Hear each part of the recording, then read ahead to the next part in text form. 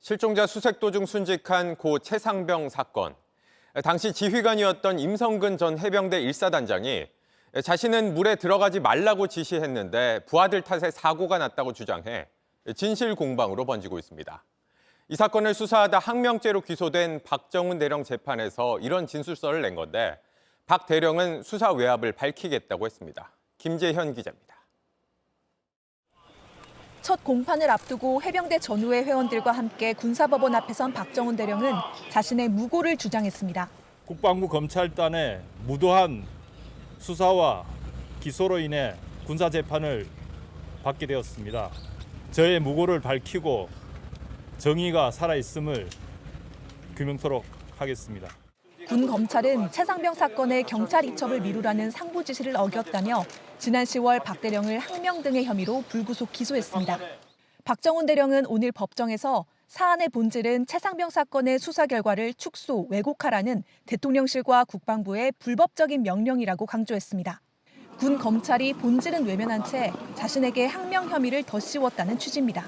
사령관의 이첩 보류 지시도 없었고 있었더라도 수사의 독립성을 침해하기 때문에 항명은 성립하지 않는다는 입장도 재확인했습니다. 재판부는 오늘 김계환 해병대 사령관과 외압 의혹이 불거진 유재은 국방부 법무관리관 등 12명을 증인으로 채택했습니다. 이런 가운데 임성근 전 해병대 1사단장이 최상병 사고의 책임을 부하들에게 떠넘기는 듯한 내용의 진술서를 군사법원에 제출한 것으로 확인됐습니다. 자신은 장병들에게 물속에 들어가라는 지시를 한 적이 없다며 수색 관련 메시지가 잘못 해석되거나 왜곡 전달된 나머지 부하가 오해해 최상병 등을 안전조치 없이 투입했을 가능성이 높다고 주장했습니다. JTBC 김재현입니다. JTBC가 최상병이 구명조끼도 없이 물살에 휩쓸려 목숨을 잃기 하루 전부터 현장을 지휘한 대대장 4명이나 둔 단체 대화방을 모두 확보해 분석해 봤습니다. 사단장은 수색 작업을 비효율적으로 하고 있다고 질책했고 대대장들에게 화를 내며 여러 구체적인 지시를 한 정황이 담겨 있었습니다. 이어서 김민관 기자의 단독 보도입니다. 경북 예천군 수해 현장에 해병대 1사단이 투입됐던 7월 18일. 현장을 지휘한 대대장의 단체 대화방입니다. A중령이 전화로 전달받은 사단장의 지시 가운데 포병이 비효율적으로 움직인다는 질책성 메시지가 담겼습니다. 약 20분 뒤 A중령은 사단장이 다시 전화로 지시를 내리고 있다면서 상당히 화가 나 있다고도 했습니다.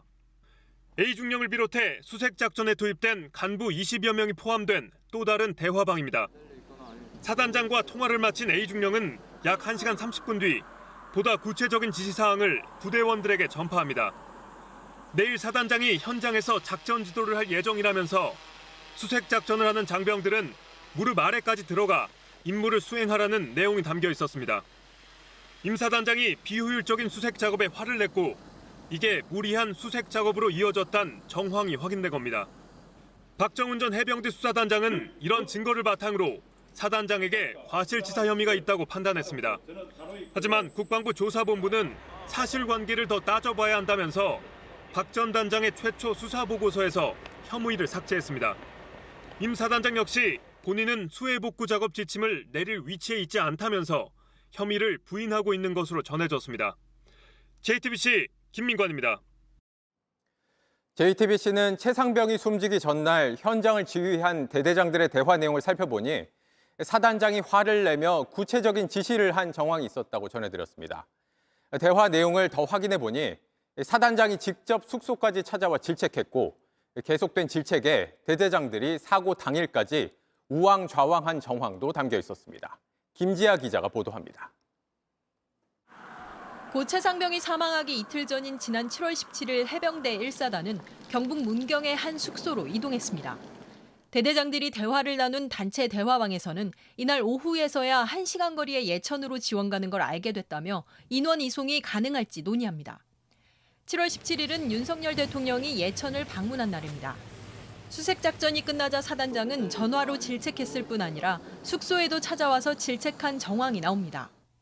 한 대대장이 사단장이 숙소에 와서 왜 이렇게 현장에 늦게 도착해서 느릿느릿 작업하냐고 질책한 걸 토로한 겁니다. 5시에 기상해서 1시간 동안 이동한 것을 설명했다며 잠도 못 잔 친구들인데 안타깝다고 하자 다른 대대장이 1303에 신고할까라며 위로합니다. 문경에 숙소를 잡고 예천까지 이동하게 한 것에 대한 의문은 이어집니다. 문경에 있으면서 왜 예천을 도와주냐는 문경시의 항의가 있었다고도 말합니다. 사단장의 질책 이후 낯선 지역에서 작전을 펼치게 된 대대장들은 다음 날 어디를 수색할지 우왕좌왕합니다. 대대장들이 목적지가 어디냐고 묻던 시각은 최상병이 급류에 휩쓸리기 불과 3시간 전이었습니다. JTBC 김지아입니다.